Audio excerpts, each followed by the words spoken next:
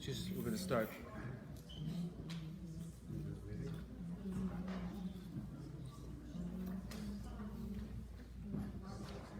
We're going to start now.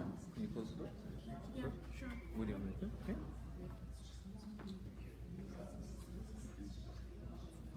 Okay.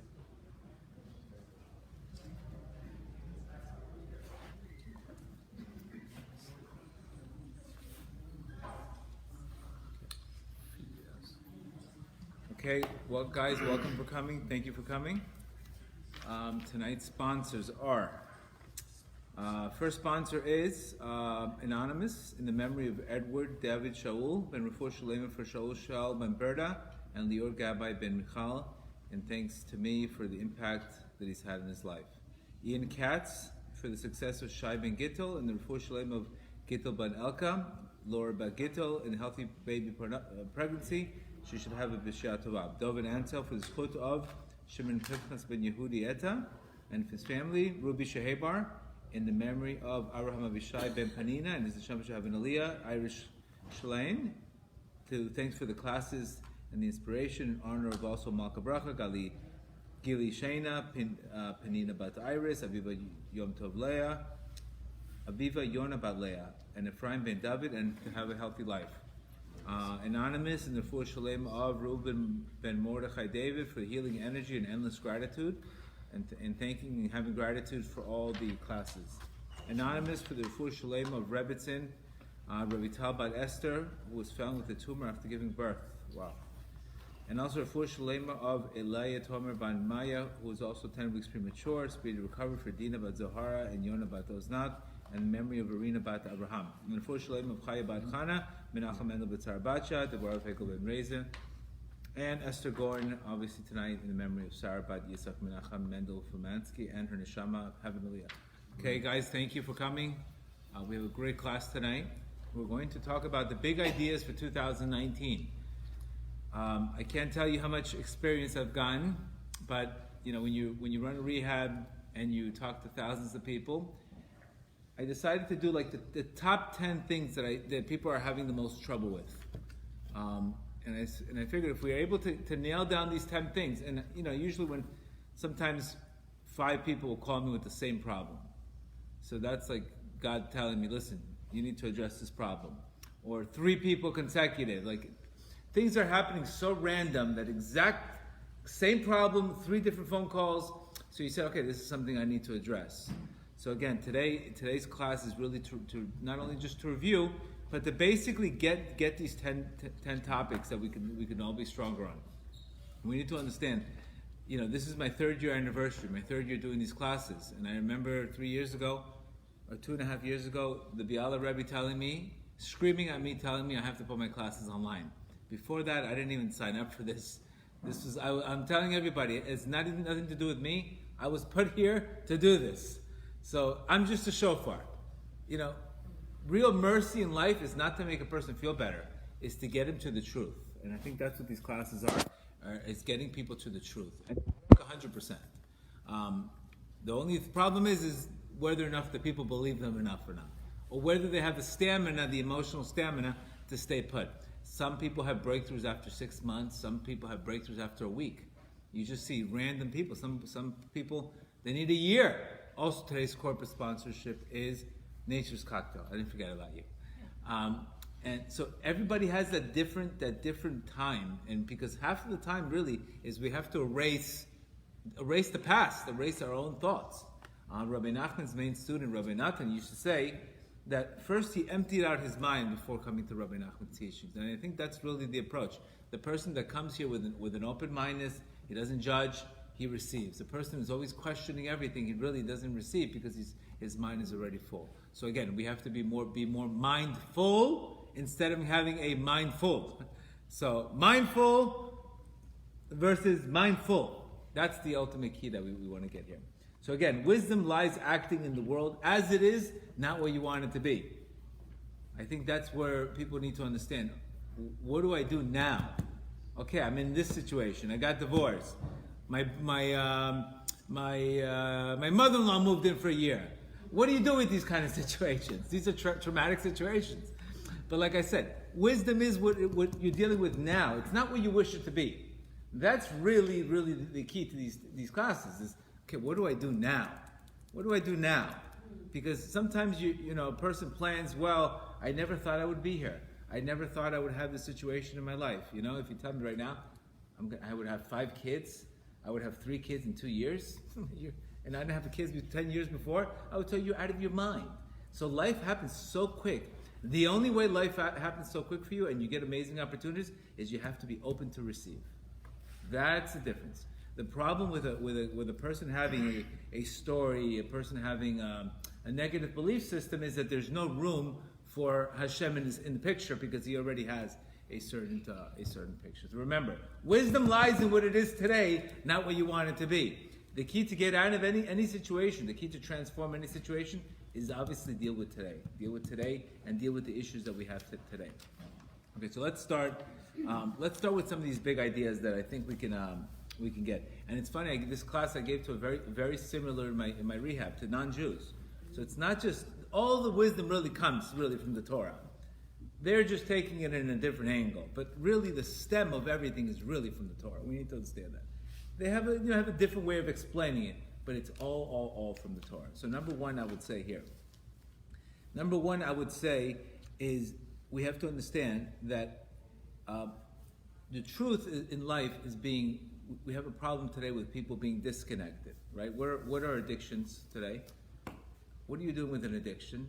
You're disconnecting from yourself. You're disconnecting from yourself. I have guys that tell me, listen, I have great days, but when it comes to the night, I can't handle I have to smoke, I have to drink. So during the day you're connected, at night you disconnect. So we need to understand that that's a problem. Why is that a problem? Because what do? In the morning is when we have our intellect. That's when we're sharpest in the morning. That's when we're supposed to ride the day, right? The way you make the morning, the way you start the mornings, the afternoon starts the constriction in life. That means the day should be a day where you should spend so much time planning your day, planning your goals, massive gratitude. You should have so much oxygen in the day in the mornings, because what happens, that energy is going to run out in the afternoon. The afternoon refers to mincha. Mincha is referred to a constriction. There's less light, less clarity, a lot of stress, you can't think straight during mincha. It's a time of constriction. What is the night for? The night's for emunah. The night's for faith. According to the effort you put in the night, is how you wake up in the morning. If you wake up disconnected at night, what happens? You're just pushing away a problem that eventually you're going to wake up to the same negative thoughts. That's what we need to understand. Not every part of the day has every part of the day has a different thing that's required in a person. That means in the night I need to score. Basically, we have to score in the mornings and we have to control the nights. I can't control the afternoons. You can control what time you wake. You can control what time you wake up, and you can control what time you go to sleep. You can't control what happens in the middle of the day. But if we don't have a system, if we don't have a strategy to deal with the nights and the days and the afternoons, then people break down. They break down. So again, in the mornings, you should take your mornings and view it as precious, precious time.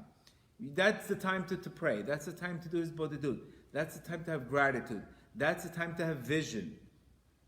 The afternoons, you have to understand, you have to hang on. The afternoon represents constriction, represents a person being constricted.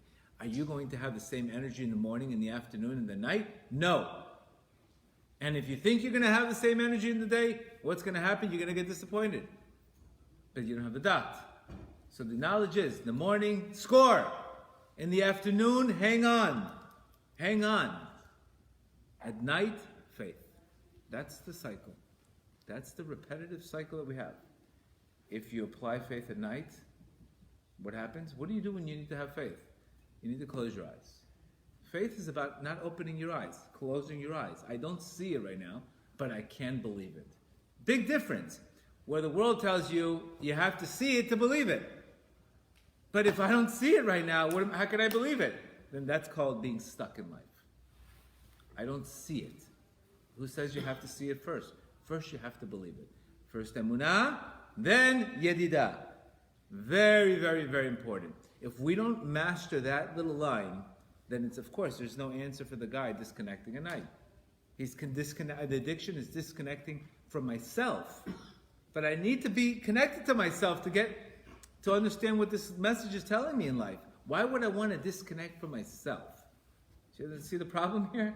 So if we're disconnecting at night instead of applying faith, instead of connecting, what happens? The same day becomes a repetitive cycle, repetitive cycle, repetitive cycle.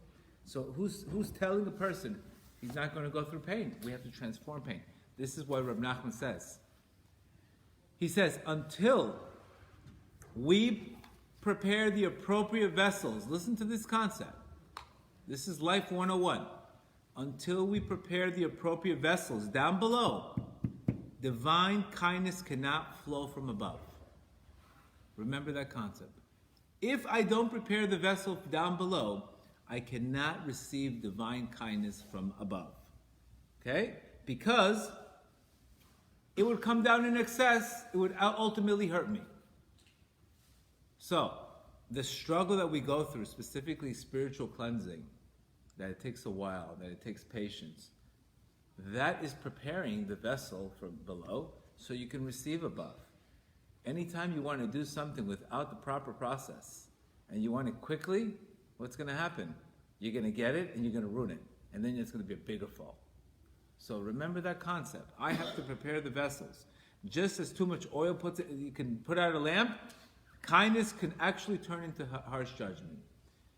If a 16-year-old prayed for a Ferrari, would ultimately destroy his life. Is it kindness? No. It's cruelty, because he didn't receive it. How many spoiled children do we have today? You don't think I have spoiled children in my rehab? What happened? They never earned money. So what happens? They got everything for free, entitlement, and next thing you know, one thing didn't go their way, they didn't get into one college, they're in trauma, and for no reason. For no reason. They were never taught resilience then. So that's the problem. So remember, through prayer we sweeten divine judgments, and that restrict the flow of kindness, because prayer changes the way you see something. Correct? And we prepare the vessels to receive God's kindness, then we're able to nullify the harsh judgments. In order to prepare the vessels, the first stage that we need to do, remember, first stage is to lift our eyes to the ultimate goal, which everything is good. So if I don't practically say, back to the saying thank you, what happens?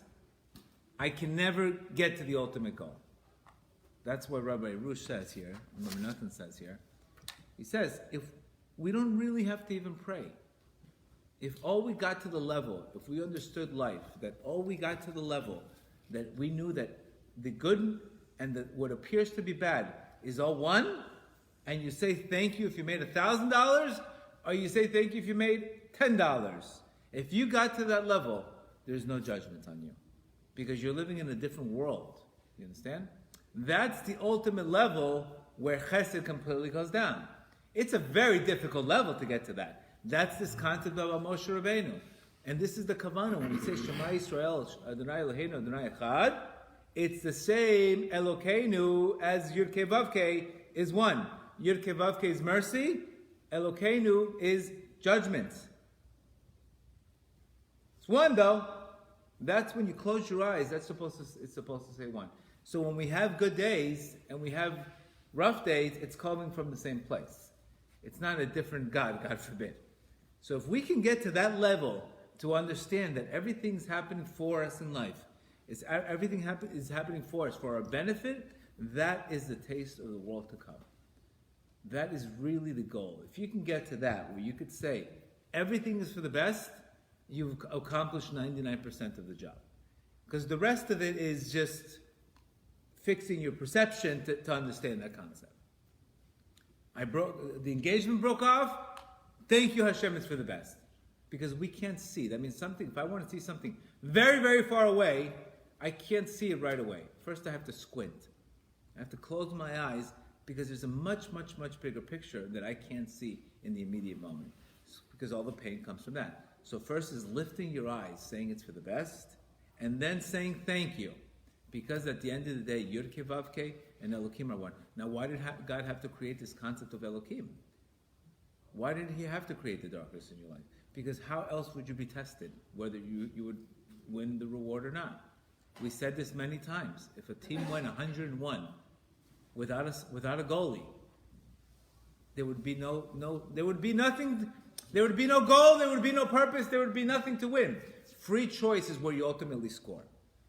So the first concept, when Yud-Ke, Vav-Ke, and Elokim are one, and you can get to that where you can say thank you for everything, and you really believe it, all the judgments go away. That's the first big idea. Without that idea, you sort of knock out the Emunah concept. Because Emunah believes that everything's for the best. And it's exactly for my benefit, etc. So whether it's a midlife crisis, whether it's a breakup, whether it's a divorce, whatever, name the situation in your life. That is just to stimulate you, to get you closer to God, etc. If you look at it like that, then you know it's for the best. That's the number one big idea. Second big idea is we don't always have to act the way we feel. I don't think anybody told you that. We know today people are very, very, very into their feelings. Their identity is based on how they feel. 95% of decisions are based on people's moods. 95% of what we do in life is based on how we feel, on our moods. That is a big problem. Because, why is it a big problem? Because anytime you want to do something good, the Yetzer Hara is going to prevent you from doing it. Anytime you want to do something good, it's always that hesitation. We don't have you don't hesitate to drink water. You don't hesitate to do something. But if it's something that you need in your life, that hesitation, it's coming from the Yetzer Hara. So if we rely just on feelings to get our actions, we have a big problem. So I have a lot of people that tell me, listen, I don't feel it. And this could be in dating. You can have 3 good dates with somebody, and the 4th date, I don't feel it. It's a test. So why? Because the light originally comes to us, and then what happens? We have to develop the light. So again, my identity in my life is based on my behaviors. When I choose good behaviors, I feel good. But if you're waiting for the feeling to start the behavior, your whole life is based on, you're moody. Your whole life is one big roller coaster of mood. We don't want that. This is the concept of, first is the mind rules the heart, not the heart rules the mind. Very, very, very important. So remember, you could apply this to exercise, you could apply this to anything you want to do in life. If your identity is based on your feelings, and 95% of the feelings is based on your mood, you got a big problem. Because you're never going to go far in life, because everything's about how you feel. You know, sometimes, again, there's many times that I wake up and I say, oh my God, another class I have to do today? I didn't do enough? But if I start thinking like that, then what's going to happen? I'm going to get into a habit of hesitating. So I said before, we're not procrastinators. We have a habit of procrastinating. You understand? We are not procrastinators, you're a soul. But we develop these habits by all of a sudden, instead of taking action, what happens? We do the opposite. So don't wait for motivation. Don't wait for anything. You have to get moving. When you get moving, you're going to automatically feel better. That's you can't go that far without that second one, because you're never going to hit a goal. Because you're never going to want to feel like it. That's why most people, they say February 15th is when they lose their resolutions. Why? Because a little pain came, and their body's not used to pain. So they said, you know what, let me go back into comfort. But we believe completely the opposite. So remember, you don't have to always act the way you feel. Big concept. Sounds so simple, but it's pretty big. 3, whatever happens to you is not always about you. Okay? It's probably one of the biggest concepts. If you see people, for example, the story about Yosef Atzadik, right? He got sold by his brothers, traumatized, put in a pit, tested. Was it about him? No. Hashem sent him. He wasn't sold. If a person says, I'm sold, I'm a victim. This person put me here, I'm a victim. Sometimes you're going to have to go through processes in your life to learn a lesson in life. But if you say, I was sold here, I'm a victim, this person did this to me, he traumatized me, what happens? That's your life. You become, God forbid, the victim. So not everything that happens to you is about you. That means you could take this in trauma 101. Yes, something happened to me in my life. I don't understand it. But what can I learn from it? Do we want people to feel sorry for us, or do we want people to look up for us? So I've had many traumatic situations in my life. Divorces, my son had cancer, this, that. But not everything that happens to you is about you. And you can also take this concept to simple, Shalom Bayit 101. Can I prevent my wife from waking up in the wrong side of the bed? And she lays it out she starts screaming? It has nothing to do with me. The way you feel about yourself, that's the way she feels about herself. This person made me angry. Can somebody make you angry? No. It's the way you respond to that person. This person gave me green eyes. How could somebody give you green eyes? One person cannot make another person do. So sometimes we have to understand. We interpret things the way we feel about ourselves. When I feel good about myself, even if somebody would call me this, that, and that. But when I feel good about myself, I give it different meaning. So the state that we're in determines the meaning that we give to something. And again, otherwise, if you don't apply this concept, what's going to happen? You're going to be on the driver's side to life. You're always going to be in people's reactions. My boyfriend was in a bad mood today, so I'm in a bad mood. I have to live based on how you feel, what kind of mood you wake up to. I'm in prison. You'll be in prison your whole life. Or let's say all of a sudden you go to work and your boss doesn't say hi to you. Oh my God, why isn't he saying hi to you? Maybe he's preoccupied. Maybe he's got something going on. Not everything that happens to you is about you. Don't make it about yourself. What is the purpose of Chassidut in life? The purpose of Chassidut is very simple. It's to get away from the self. What do you think the Hizbodedut is? Talking to Hashem. To get to the level called Ayin. Ayin means I'm away from Ani. Ani means look what they're doing to me. It's all about me. You understand? It's all about thinking about yourself. So humility is thinking of yourself less. It's not thinking less of yourself. It's thinking of yourself less. That not everything's about me. I've had religious people say, listen, you can't put your classes on this Torah thing. Okay, it's the way he feels about himself. It's nothing to do with me. I know what I'm doing. But if I made it personal, I would not do these classes anymore. Because I would say, how could these people do this? Or somebody says something to you in synagogue. All of a sudden, I'm not going back to synagogue. Because you make it about you. The world doesn't revolve around you. So that's a very, very important concept. Again, these are big things. These are not little things. Because when a person's very sensitive, he's practically saying that I can't tell you anything because if you tell me something that's going to hurt me, I'm not going to like it. So what does he say? He's got a big ego. He doesn't want to hear. But if a person's humble, what does he say? I'm open to anything. I'm open to any suggestion you have.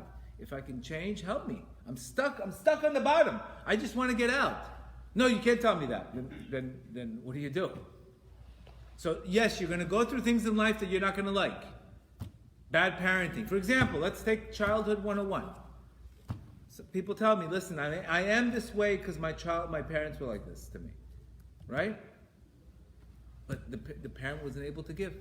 That's all the parent had. But if you make it about you, you're going to say, my whole life is destroyed because I never got the proper parenting. Like I said, not everything that happens to you is about you. If you make it about you, it's the ego. You'll be very sensitive. It'll be very hard to move on in life. And you're not going to react to other people's problems all the time. Which is an unbelievable liberating experience because I don't have to depend on. I can have Shalom Bayit by interpreting, that person's angry. Doesn't mean I'm going to be angry. Why should I yell back? If you can't master that, it's very, very hard to get past because you're always going to be blaming other people. So It says the more we personalize experiences, and I got this concept. I got it from Psychology Today. Top 10 ideas. Right? A lot of people, remember, we have to understand, our soul thrives from giving and growing. If I make everything about me, like you could even say to a person, listen, I need your help with something. What is he going to, if he's open-minded, he's going to say, yeah, sure, no problem. But if he's going to say, listen, I got my own problems. How can I help you? That's the problem. The problem is that sometimes Hashem sends you somebody to help somebody else, but you're so involved in yourself that you can't help somebody else. And then you stay in that problem all day long. So the Lubavitcher Rebbe said in the other class that we had today, depression is if a person's always thinking about himself, it's a guaranteed segula to be depressed. And I would say again, not everything that happens to you is about you. It's a huge concept. It's trauma 101. If I looked at my life, Hashem, you taught me a lesson. I got divorced because this is what you want me to teach me. You know what? It's very easy for me. Thank God I got divorced. Because how can I give somebody advice on dating when they've been divorced? I recognize, look, I was there with you. And look at the life you could move on. Look, thank God I got remarried. I have 3 kids. But if I made it only about me, look at me, I got divorced. My ex-wife was this. I'm not saying particularly, but if you just make it about you, it doesn't allow you to move on in life. If you got to say, okay, did you win or did you learn? I learned. So it's not about you. It's an experience. And that's the concept of Yosef Atali. This is a simple way to get out of trauma. Simple way to get out of trauma is find meaning, that it's happening for your benefit and Hashem's trying to send you something. The other version is just go over the problem, rehearse it 1,000 times, and let's find out why it happened. But unless we really have meaning, we really get stuck in these cycles sometimes. Of course, you got to get to the root, but you don't want to get stuck there in life. Chassidut believes every moment is a brand new moment. That's what Chassidut believes. It's a brand new moment. Specifically, when people insult you, people ask me all the time, how can you, when you have negative people in your life, how could you let them insult you? It's, again, very simple. That's the way he feels about himself. It has nothing to do with me. But when you feel good about yourself, you'll start giving things different meaning. The state we're in determines the meaning we give to something. You got to master that. If you're happy, if you're in a good state, if you're progressing in life, all of a sudden you'll interpret everything completely different in your life. If you don't feel good about yourself, what happens? This guy's the lemon, that guy's the lemon, look what he's doing, look what she's doing. You'll be out of your lane. But when you feel good about yourself, you're there to help, you're not there to judge. So it's a huge concept. It's a huge, huge concept. When I see people that are struggling in life, is because they can't pass that line. They can't pass that, which is, again, goes back to the same E word, emunah. That I have to believe that Hashem put me in a situation for a reason, and that what do I need to learn from that reason, from the situation, and it's happening for my benefit. Because we have to believe that ultimately the world was created with what? With love. We have to believe the world was created with love. Okay. Number 4, meaning depends on me. Back to the same concept about meaning. From Nachman says here in lesson 36, there is a major principle from the mouth of on high, that light only comes down undifferentiated. From Nachman says this in lesson 36. Again, huge concept. The light comes down as it is, right?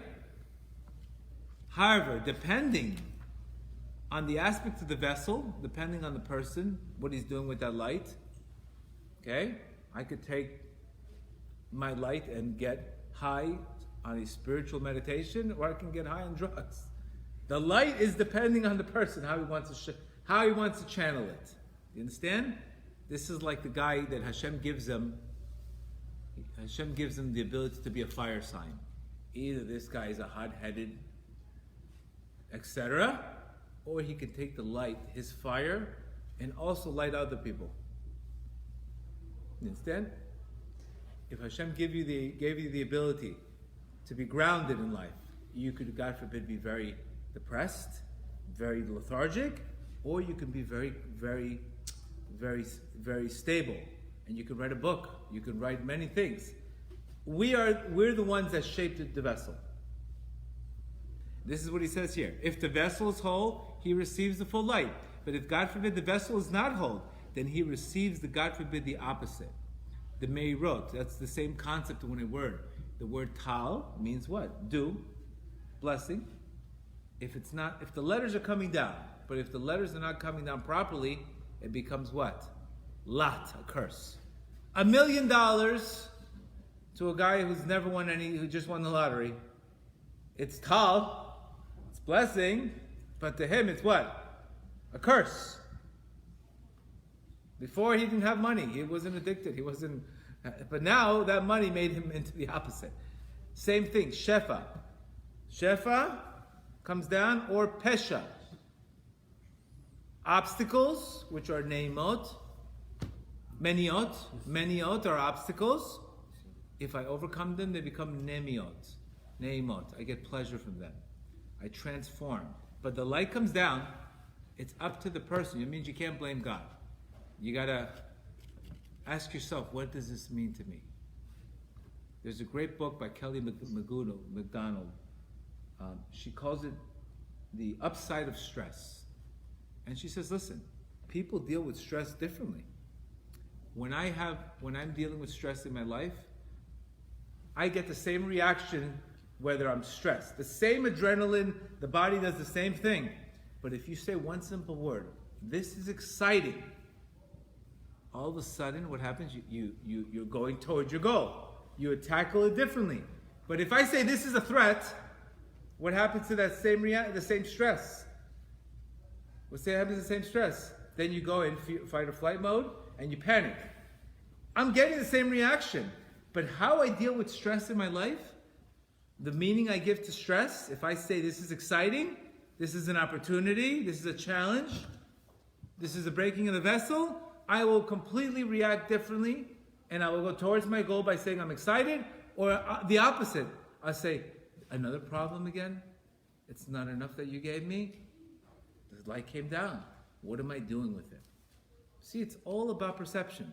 Perception is everything. And if you don't have the Torah, you can't get perception. See the problem? Where are you going to get perception from? The newspaper? CNN? Who's going to give you perception? Who? The Kardashians? Who's going to give you perception? Where are we going to get perception? How are we going to get it from? Trump? Where are you going to get it? Seriously. I mean, without the Torah, where do you have the perception? And if perception is everything, then what do I do? You're living in life with half a tank. So people that tell me, no, this Torah stuff is not for me. This is not for me. But you don't have the perception. And perception is everything. Because if you're going to label everything bad because you don't have the right perception, then what happens? We never get out of that perpetual cycle. That's why consciousness, it's the number one thing a person must pursue in life. Because if you have the right mindset, if you have a good blueprint in your life, they can tear down your building, but you can build right back up if you have the blueprint. But if you don't have a good blueprint, you get knocked out one day, you don't even know where to start. And you want to disconnect. Why would I disconnect? I have the blueprint. I know what to do. That's what we're talking about here. So again, light, don't blame God. It's the word sayar, means vessel. It has to take place. You have the ability to place, to give what meanings to give. Let's give a practical example of this. Let's say a guy is fooling around and he's having a lot of fun in Miami and says, you know what, I'm 38, I'm about to get married. That's it, I had enough fun. The first year, it's World War III in his house. Right? Why is it World War III in his house? He finally decided to get married, but what happened to the past? So now you need a little cleansing. So the first year, Reb Nachman says, yes, if you do find your zivug, you will find her, but she will despise you. She will despise you. It could be 1 year of Rocky 5. But that's the cleansing. If I look at it as a cleansing, I say, thank you for the cleansing. Thank you thank you, because I'm getting a super cleansing. You can't expect to say, you know what, I'm going to have a lot of fun, and at 40 I'm ready to get married, and expect to not have any headaches, and expect to have Cinderella. It's not reasonable. If the person says, now I'm finally doing tshuva, and now I have it worse, so we don't want to have too much, the extra fun that we're having, don't think there's not a price to it. Of course there's a price to it. But if I know now the dot to understand, listen, I could have 1 year of tough marriage because I need a cleansing from the past. You pass the first year, you get through that rocky year, then you get the rest of the years are much better. But that's dot to understand. But if a person has no idea about this, he's going to say, I married the wrong girl. It's a disaster. And again, divorce again. Without the dot, we have big problems. So again, vessel. The vessel is up to us. We are the ones in charge of it. This is why he says today, see today, you have a blessing or a curse. Why would the Torah say two things? See today, I have a blessing or a curse. Because very simple. To something's a blessing. To another person, that thing is a curse to him. Based on how he interprets that situation. Like I said, sometimes in life we have to suffer a little bit in order not to suffer a lot. But if you don't want to suffer a little, you're going to suffer a lot. So sometimes, again, we won't always want to get to that state. Number 5. There's a lot of people in the perfectionist prison. I call it a prison. What is a perfectionist prison? Not doing your goals, not waiting on standby to get remarried, waiting for the perfect situation to happen, waiting for motivation, waiting for the perfect time. It's against the whole process. That means what happens when we're in a perfectionist prison? What happens? We want everything to be perfect. If it's not going to be perfect, I'm not going to try it. So what happens? You never try it. And what happens when you don't try it? You think people are going to, when you get up to 120 years, you know what you're going to be upset about the things you didn't do. I regret the things I didn't do, not the things you did.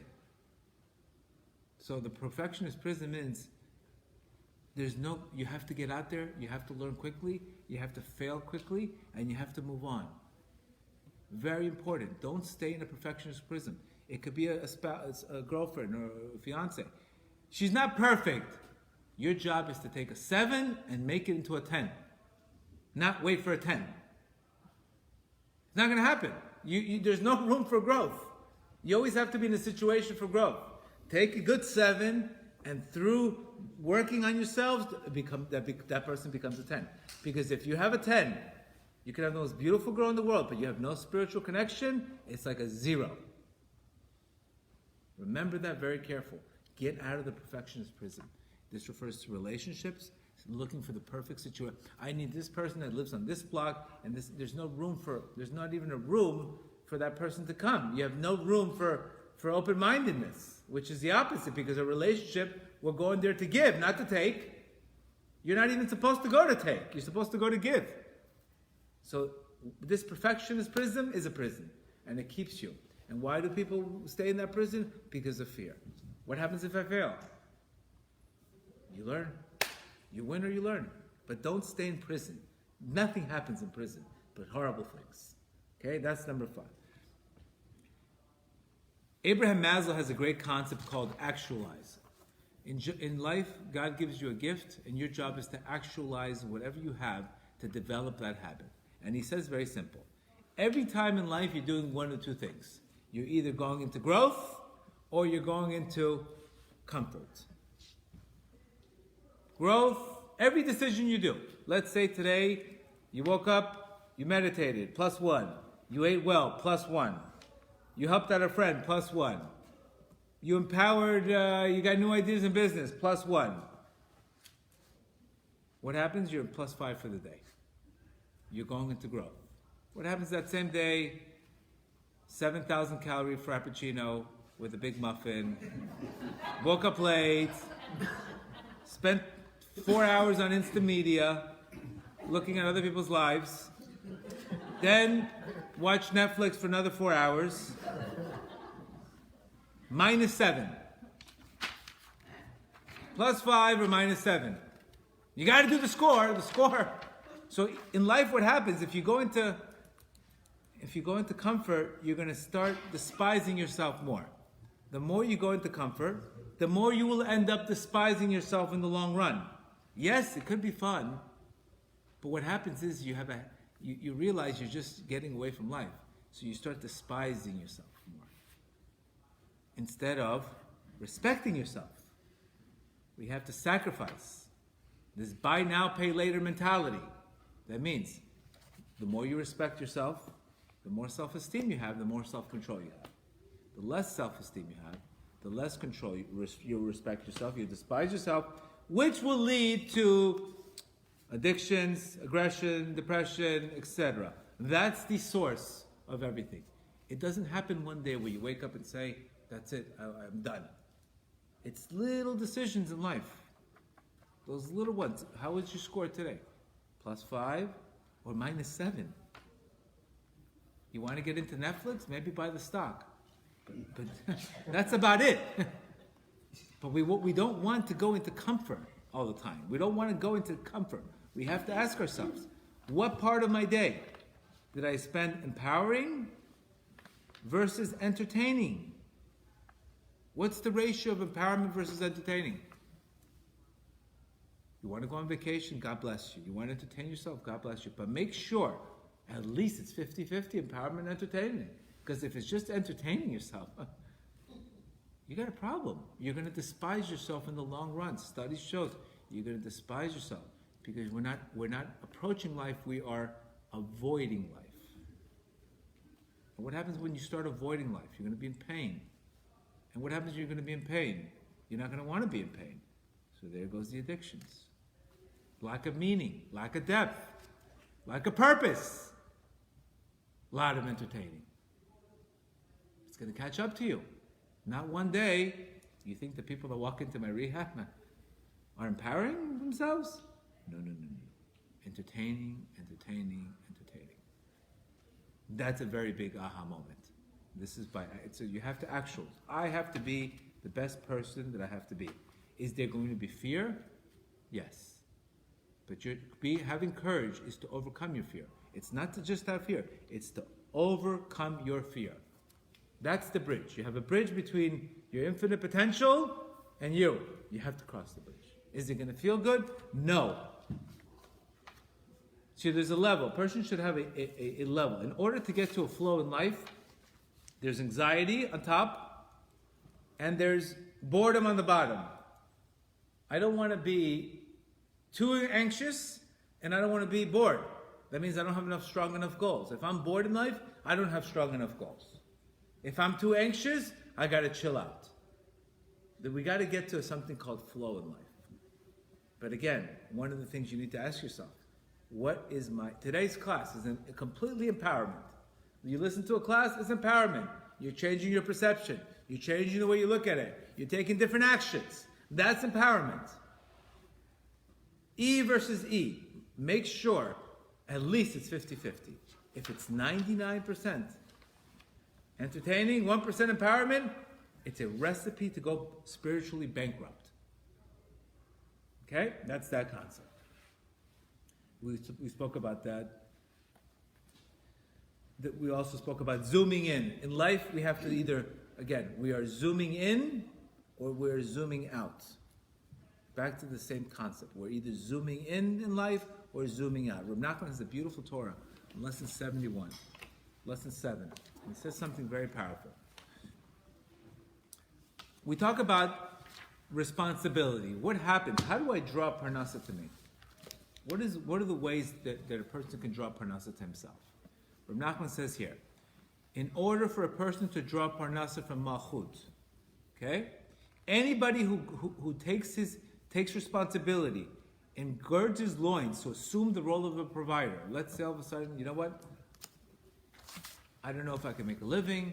I don't know if I can get married. But let's say I start taking some responsibility in my life. I say, you know what? I'm going to provide for you. I'm going to take care of you. That's the purpose of a ketubah. What are you saying in the ketubah? I have confidence. I'm going to provide for you. I'm going to take care of you. He's starting to become, what happens? He gets the role of a provider. He calls it here an ish chayil, a man of authority. According to the amount of authority you have, the confidence you have, the authority to have, that's what draws parnasa down. And Rav Nachman says here, it's very important that that person should be a man of an ish chayil. He cannot be a shlam mazel. Rav Nachman says shlam mazel. He wrote this 250 years ago, if he even knew what's going on today. Shlam mazel. What does a shlam mazel mean? Back to the E versus E. Shlam mazel. The guy is not developing his mazel. Either I'm building my mazel or I'm a, God forbid, shlam mazel. But Rav Nachman says here, anyone who's wanting to obtain livelihood must have a measure of authority. He has to take responsibility for his life. He's not blaming other people for his failures. He's not blaming other people why he didn't succeed. He's taken massive action, massive responsibility. That responsibility allows him to draw from this concept called malchut, which is the concept of being a king. You have to be a king in your house, not a queen. If you argue with your wife who's right, you become a queen. You're the sun, she's the moon. You want two queens in the house? That's another conversation altogether that I'm not going to go into, obviously. Therefore, when a husband girds himself to take responsibility for his wife and obligates him to provide for her, this could be a person engaged. You know what? I don't want to be married. Let me think about it. He's afraid. He's afraid to take responsibility. That's why I'm explaining to people. Parnasa comes from the wife, from the responsibility that you're taking. It's not just because of the wife itself. It's because you're taking responsibility and you're taking action in your life to provide. Now you're not running scared, not running and saying, you know what, let me have fun. No, that's not going to get you parnasa. Parnasa comes, I need to provide responsibility. As it says in the marriage contract, I will cherish, honor, and support. And he grounded a measure of authority. That authority allows him to develop and to get this malchut. So getting married is taking responsibility, and that can change a person's mazal, it can change this person's livelihood. But if a guy says, you know what, no, I like these kind of girls, I don't really want to get married, I want to have fun, what is it costing him? A lot. He's not developing his mazal, he's not developing his parnasa, he's not developing what he could be. So getting married is one of the greatest segulot for parnasa. Now, that's why the parnasa comes from the wife. You can't shrink her light. If the husband comes home with fear in his house, what's going to happen? He's going to give her fear. Because the woman depends on the husband depends on God. So if the husband doesn't do his job with God, he develops fear, anxiety, he comes home shaking, she starts shaking because she's worried about him, and what happens? Her soul goes into contraction. And what happens? Then there's fighting, fear, parnasa problems, shalom bayit problems, etc. See the problem with the whole structure? I have to give her oxygen. I have to give her trust. I have to give her authority. I am the sun, she's the moon. But if the guy's the moon, and she's the moon, where are you going to get the light from? Maybe FPL. Where are you going to get the light from? So what happens if the husband comes home and he has problems at work? And what does he do? Don't bother me, I need a drink, I need to smoke, I need to get out of this. Uh-oh. Imagine your CEO did this. How are we going to handle this issue? Don't bother me. Let me go relax, let me go take care of this. I don't want to talk to anybody. I don't want to think about it, talk about it. Time to trade the coach. So this happens. What's going to happen here is the wife, it's herself, she's going to panic. She's going to panic because now she can't depend on him anymore. And that's where you see these marriages that the husband, the wife's lacking light, she's not lacking light, she's a spiritual light. And then God forbid, after depression, the history channel is from there. But it all could prevent it from a person having confidence in emunah and being able to have confidence in his house. He doesn't come home and scream with out of control anger. This is not a king.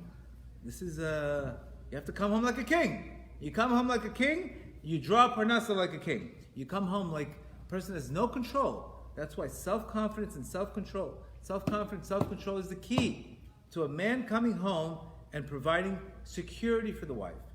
When she sees comfort, she shines, she's happy. Happy wife, happy life. And then what do we mean happy life, happy wife, happy life? You get the light back. And that's where peace is the vehicle for Shalom Bayit. All of this is a perpetual cycle. You either get everything, but if a problem there, you lose your emunah, you get depressed, you end up in some bar with some girl. What happens? You pick up addictions, she doesn't know where you are, and this is Miami 101. And then what happens? Where's my husband? Where's this? Where's that? I want to get divorced, this, and the guy's lost, and she's lost. That's Miami 101. I get those phone calls all the day.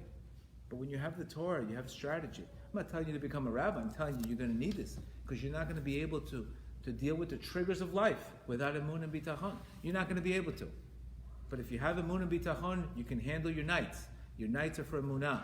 But if you don't have emunah and bitachon, your nights are going to be disconnected. And you never get the idea for the day. So may Hashem help us. We should be zocheh to take these ideas. I don't know if I did 10 or 9, but you got enough for tonight. 7's enough.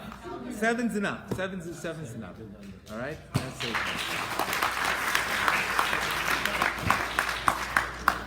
Hadish, anybody?